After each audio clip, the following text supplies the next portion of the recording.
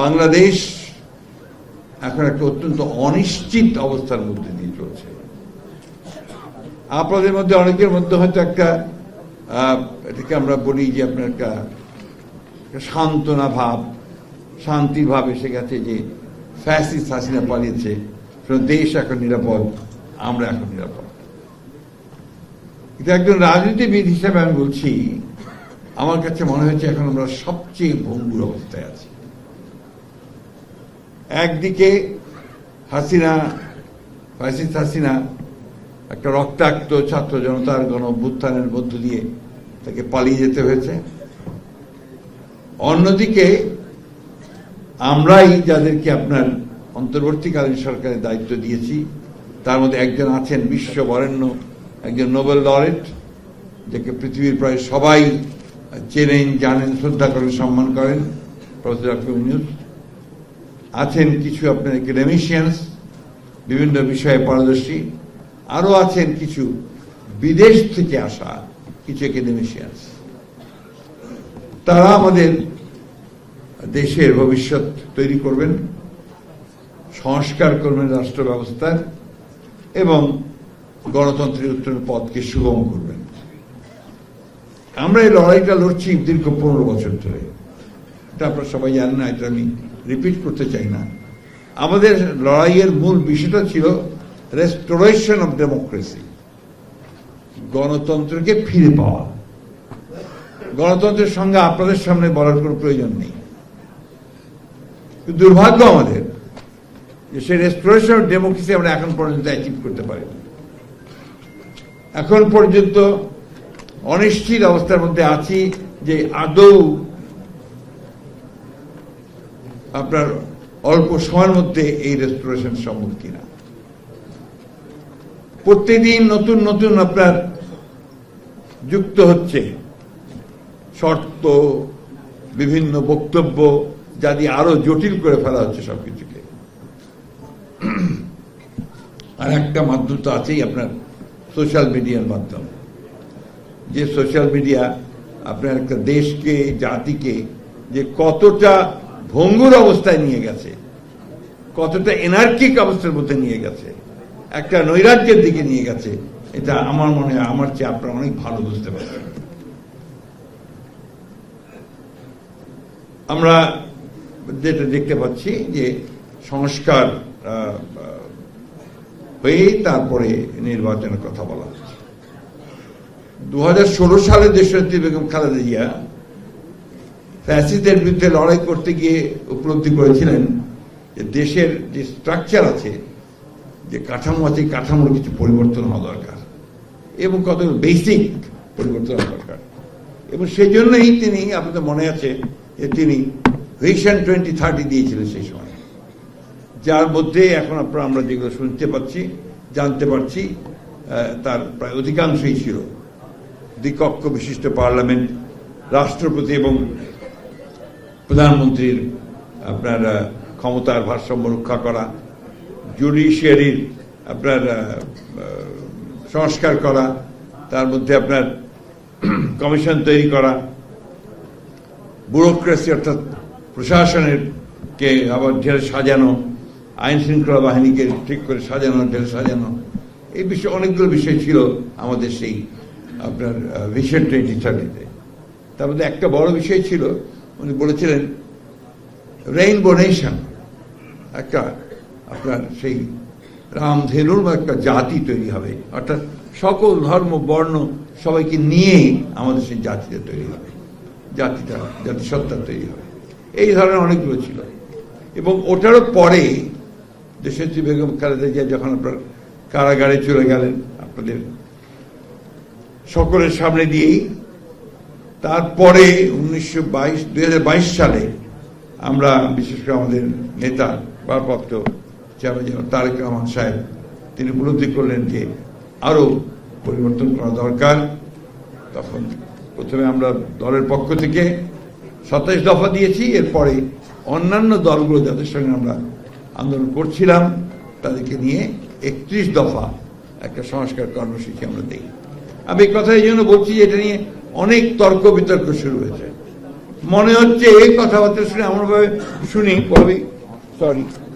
বারবার করে মনে হয় যে আমরা বোধহয় সংস্কারের বিরোধী বা সংস্কারের বাইরে, অথচ সংস্কারটা শুরুই করেছি আমরা। আমি কথাটা বারবার করে বলতে চাই, 2016 এবং 2022-এ আমরাই প্রথম সংস্কারের রূপরেখা দিয়েছি, রাষ্ট্র কাঠামো যে আপনার পরিবর্তন তার কথা বলেছি।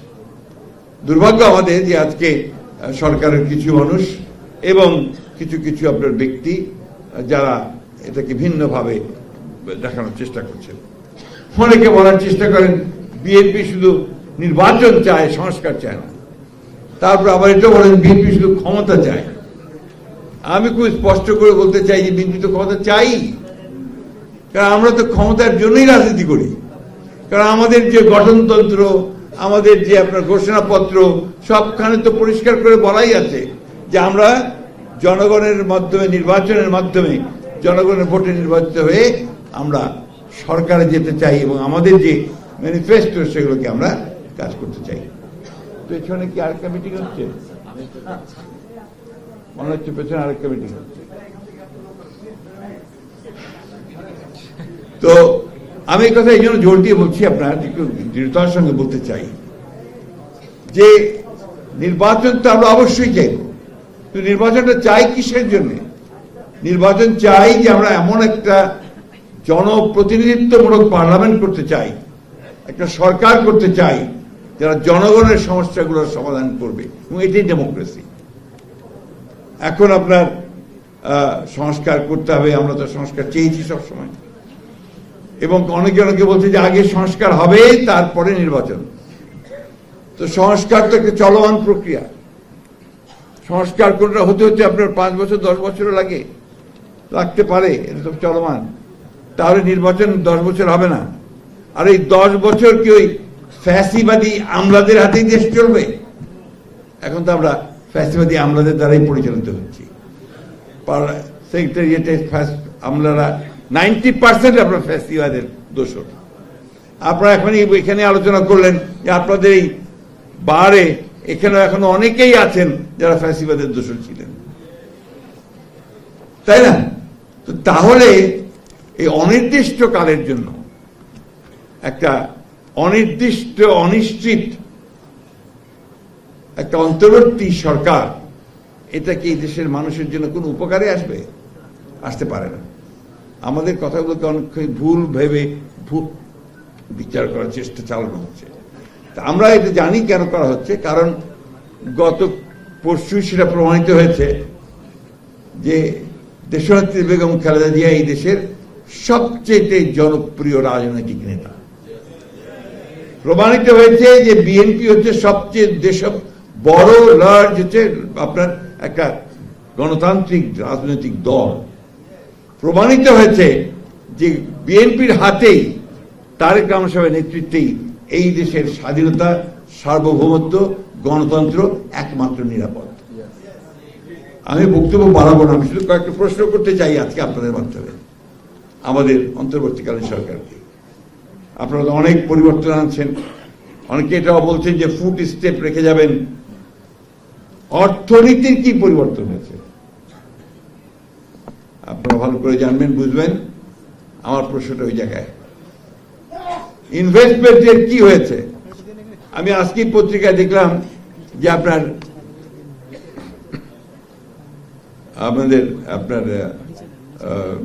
যে ফ্যাক্টরিগুলো, আমাদের যে আপনার গার্মেন্টসের যে ফ্যাক্টরিগুলো, অনেকগুলো বন্ধ হয়ে যাচ্ছে। এবং আমেরিকার যে আপনার ট্যারিফ, ট্রাম্প যে ট্যারিফ পলিসি দিয়েছেন, তাতে করে আরো বন্ধ হবে।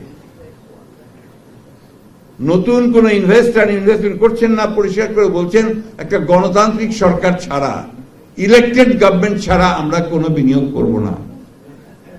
পরিষ্কার করে বলছেন, বাইরের এবং দেশের সকলের।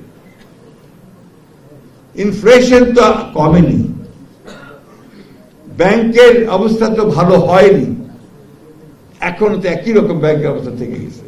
আরো দুর্ভাগ্যজনক ব্যাপার যেটা, যে 15 বছরে আমাদের যে সমস্ত ব্যবসায়ীরা ব্যবসা করতে পারেনি, যাদেরকে উদ্দেশ্যমূলকভাবে কনসিয়াসলি ফ্যাসিস্ট গভর্নমেন্ট তাদের ব্যবসা করতে দেয়নি, ব্যাংকের আপনার লোন বন্ধ করে দিয়েছে, বিভিন্ন রকম সমস্যা তৈরি করেছে।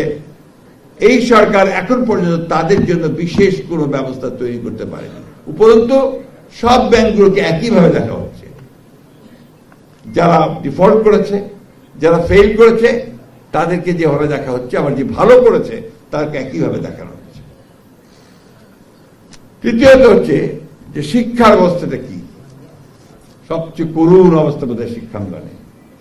ইউনিভার্সিটিগুলোতে আমরা সবাই রাজা, আমাদের এই রাজা রাজত্বে। আজকে সেখানে ডিসিপ্লিন বলতে কোনো কিছু নেই। স্বাস্থ্য ব্যবস্থা, আপনার মধ্যে কোনো পাবলিক হসপিটালে গিয়েছেন কিনা আমি জানি না, যদি যান দেখবে যে কি ভয়াবহ পরিস্থিতি। এগুলো না গেলে ঠিক বোঝা যাবে না। আমি কথাগুলো এই জন্য বলছি যে আমাদের কথা বলার প্রয়োজন আছে। আজকে আমাদের মাননীয় বিজ্ঞ আইনজীবী আছেন, তারা ইদানিং কথা খুব কমিয়ে দিয়েছেন। তারা শুধুমাত্র তাদের বিষয়ের কথাগুলো পুরোপুরি বলছেন না। কথা বলা দরকার, এখন আরো বেশি করে বলা দরকার। কারণ আপনাকে এখন একটা নতুন বাংলাদেশ তৈরি করতে হবে। আপনাকে এখন সত্যিকার অর্থেই আমাদের নেক্সট জেনারেশনের জন্য, পরের প্রজন্মের জন্য একটা উপযোগী বাংলাদেশ নির্মাণ করতে হবে। সেটা নির্মাণ করতে হলে কোথাও যেন ভুল না হয়, ইচ্ছাকৃতভাবে যেন ভুল তৈরি করা না হয়, গণতন্ত্রকে যেন ব্যাহত করা না হয়, সেই বিষয়গুলো আপনাদেরকেই লক্ষ্য রাখতে হবে। কারণ আপনাদেরকে আমি ধন্যবাদ জানাই, কৃতজ্ঞতা জানাই যে বিগত ফ্যাসিবাদ বিরোধী আন্দোলনে আপনাদের ভূমিকা ছিল অনবদ্য, উল্লেখযোগ্য। অনেকেই আপনারা নির্যাতিত হয়েছেন, নিপীড়িত হয়েছেন। এমনকি আমার এখন মনে আছে, সেই ভদ্রলোকের নাম ভুলে যায়নি, এম ইউ আহমেদ, আপনাদের ডেপুটি তাকে পিটিয়ে মেরে ফেলা হয়েছে। But we have forgotten that. তার নাম আমরা করি না, তার মৃত্যু দিবসটাও কিন্তু পালন করি না। We should do it. কারণ এই মানুষগুলোর কথা আমাদের মনে রাখতে হবে।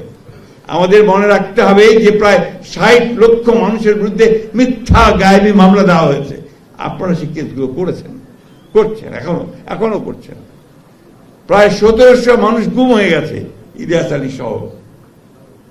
আমাদের প্রায় 1200 মানুষকে, দুঃখিত 20,000 মানুষকে প্রায় গুলি করে বিনা বিচারে আটক করে হত্যা করা হয়েছে। এই ঘটনাগুলো ঘটেছে তো, কিন্তু ভাবখানা শুনলে মনে হবে যে নাথিং, আমরা কিছুই করি নাই। এই বিষয়গুলো আমি আপনাদেরকে আজকে স্মরণ করে দিতে চাই যে এখন আপনাদের সময় এসেছে। বিশেষ করে এই যে মাহমুদ আলী সাহেব যে কজকে সামনে রেখে, যে উদ্দেশ্যকে সামনে রেখে লড়াই করেছিলেন এবং আপনারা সবাই তার সঙ্গে একসাথে লড়াই করেছেন, সে লড়াই স্তীমিত করলে চলবে না, সে লড়াইকে আরো উজ্জীবিত করতে হবে। এবং আমাদের দেশনেত্রী বেগম খালেদা জিয়া, তিনি গত পরশু যখন ফিরে এসেছেন এবং তার স্বাস্থ্যের মধ্যে, তার চেহারার মধ্যে নতুন করে আমরা আলো দেখতে পেয়েছি এবং গোটা জাতি আজকে নতুন করে আলো দেখতে পেয়েছে। এই সময়টাকে হাত কাজে নিয়ে আমাদেরকে সামনের দিকে এগোতে হবে। আমি অন্তর্বর্তীকালীন সরকারের সাফল্য চাই, বারবার বলছি, আমরাই তাদেরকে বসিয়েছি। কিন্তু এমন কোনো কাজ করবেন না যা জাতির বিরুদ্ধে যাবে, বাংলাদেশের মানুষের বিরুদ্ধে যাবে। এমন কোনো কাজ করবেন না যেটা বাংলাদেশের মানুষের জন্য উপযোগী হবে না। আজকে এমন কাজ করছেন যে বাংলাদেশের মানুষ কিছুই জানে না।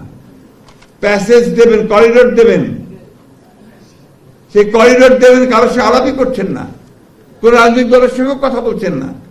আপনি একটা করিডোর দিয়ে দিচ্ছেন আরাকানে, যে আরাকান আর্মি কোনো গভর্নমেন্টই নেই, কোন এন্টিটি নেই। যদি দেওয়ার প্রয়োজন হয় 100 বার দেব, মানবতাকে যে সাহায্য করতে হয় সাহায্য করব, কিন্তু আপনি তো দেশের জনগণকে নিয়ে সেটা করবেন, রাজনৈতিক দলগুলোর সঙ্গে আলোচনা করে করবেন। কোনো আলোচনা করা হয়নি। এবং এখন দেখা যাচ্ছে তাদের যে দায়িত্বপ্রাপ্ত যিনি আছেন তিনি অনেক কথা বলছেন। তার মধ্যে একটা কথা গতকাল বলেছেন যে সে যেই থাক ইসের পাশে, বর্ডারের পাশে, তার সঙ্গে আমাদের আলোচনা করতে হবে। তো তার সঙ্গে আলোচনা করতে পারেন, আর দেশের মানুষের জনগণের সঙ্গে আলোচনা করতে পারেন না? আলোচনাটা করেন।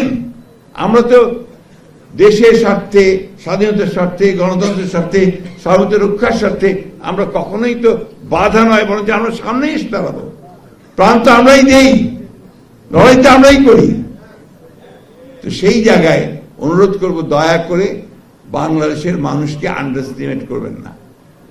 এখানে কিছু কিছু পণ্ডিত, আপনার একাডেমিশিয়ান সবাইকে বসে যদি মনে করেন যে ইম্পোজ করে দিতে পারবেন কোনো কিছু যেটা এই দেশের মানুষের পক্ষে যাবে না, সেটা কোনোদিনই করতে পারবেন না। আমি আপনাদেরকে ধন্যবাদ জানাতে চাই। অতীতে আপনারা লড়াই করেছেন দেশের জন্য, মানুষের জন্য, গণতন্ত্রের জন্য। আপনারা লড়াই করেছেন সত্যের জন্য, সত্য প্রতিষ্ঠার জন্য। আপনারা লড়াই করেছেন আপনাদের বিচারালয়ের, বিচার বিভাগের স্বাধীনতার জন্য। ভবিষ্যতেও আপনারা আপনাদের সেই সুনাম অক্ষুণ্ণ রাখবেন এবং দেশের গণতন্ত্রের জন্য আমরা দ্রুত আপনার ট্রানজিশন হতে পারে, আমরা ফিরে যেতে পারি, সেই জন্য আপনারা আপনাদের ভূমিকা অক্ষুণ্ণ রাখবেন। আমাকে আমন্ত্রণ জানার জন্য আপনাদেরকে আন্তরিকভাবে ধন্যবাদ। আসসালামু আলাইকুম।